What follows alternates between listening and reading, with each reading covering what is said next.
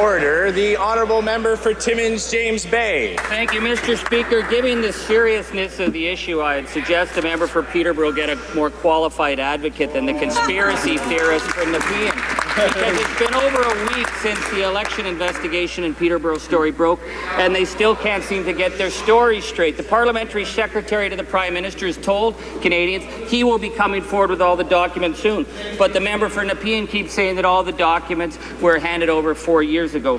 This is a question about the accuracy of the documents and his credibility. When will he bring forward those documents? The honourable parliamentary secretary to the Minister of Transport.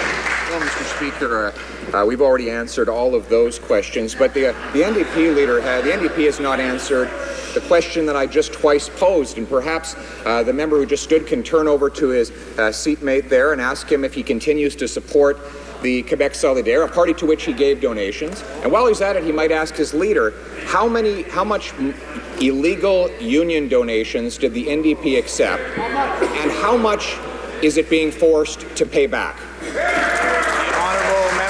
Timmins, James Bay. You know, I do appreciate the eagerness of the Nepean member to get in the story and change the channel with his little partisan ankle biter routine, but he's not helping the member for Peterborough. We now know thousands of calls were made into Peterborough in the 2000 election, and yet no record apparently exists. Where are those documents? Unfortunately, the parliamentary secretary to the Prime Minister has been compromised. So the government can treat this as a joke, or they can take it with the seriousness it determined. I'm asking the honourable member to do the right thing for his party and for Parliament to stand aside while this investigation is ongoing. Will he stand up and do that? The honourable parliamentary secretary. Mr. Speaker, let's observe the difference here.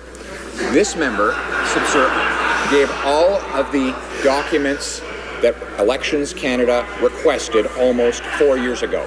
They were audited, they were verified, and he has heard nothing from the election agency ever since.